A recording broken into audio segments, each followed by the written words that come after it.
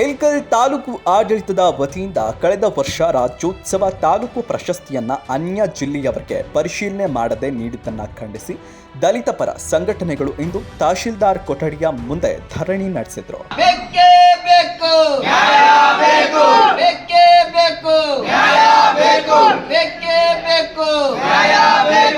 ಆಯ್ಕೆ ಸಮಿತಿ ಸಭೆ ಆಫೀಸ್ಗೆ ಕರೀತಿರೋ ಬೇರೆ ಕಡೆ ಎಲ್ಲಿ ಕರೀತಿರೋ ಅವಾಗ ಫೋನ್ ಮಾತಾಡೋಣ. ನಾವು ಆಫೀಸ್ನಾಗ ಕರಿಬೇಕಾದ್ರೆ ಅಂತ ಐತೆ ಅನ್ನೋ ರೂಲ್ ಕೇಳ್ತ ನಾವು. ಮತ್ತು ನೀವು ಆಯ್ಕೆ ಸಮಿತಿ ಸಭೆ ನೀವು ಬೇಕಾದ ಕಡೆ ಕರಿತೀರಿ ಅಂದಂಗೆ ಹೇಳ್ತಲ್ಲ.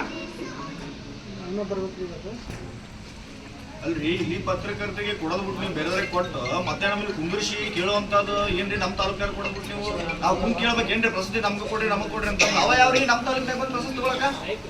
ಯಾಕೆ ನಮ್ಮ ತಾಲೂಕದಾಗ ಯಾರು ಪತ್ರಕರ್ತರು ಇಲ್ಲ ಇಲ್ಲ ಅನ್ರಿ? ಎಷ್ಟು ಶ್ರಮಪಟ್ಟು ಹಗಲು ರಾತ್ರಿ ಅವರೆಲ್ಲ ಎಷ್ಟು ಕಷ್ಟಪಟ್ಟು ಇದು ಮಾಡ್ತಾರೆ, ಅಂಥವ್ರಿಗೆ ಕೊಡೋದು ಬಿಟ್ಟು ಬೇರೆ ತಾಲೂಕ್ನಾಗ ಕೊಡ್ತೀರಿ ಸರ್? ಈ ಸಂಬಂಧ ನಾಳೆ ಪರಿಶೀಲನೆ ಮಾಡಲು ತಹಶೀಲ್ದಾರ್ ಕಚೇರಿಯಲ್ಲಿ ಸಭೆ ಕರೆದ ಹಿನ್ನೆಲೆಯಲ್ಲಿ ಪ್ರತಿಭಟನಾಕಾರರು ಪ್ರತಿಭಟನೆಯನ್ನ ಹಿಂಪಡೆದರು. ಇರುತ್ತದೆ.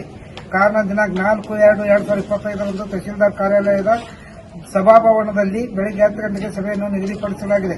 ಕಾರಣ ಸದರಿ ಸಭೆಗೆ ಕಡ್ಡಾಯವಾಗಿ ಹಾಜರಾಗಲು ಕೋರಿದೆ ಅಂತೇಳಿ ಆಯ್ಕೆ ಸಮಿತಿಯ ಸದಸ್ಯರುಗಳಿಗೆ ಎಲ್ಲ ಪತ್ರ ಕೊಡ್ತಾರೆ. ನಮಗೂ ಆ ಪತ್ರದ ಪ್ರತಿಯನ್ನ ನೀಡಿದ್ದಾರೆ.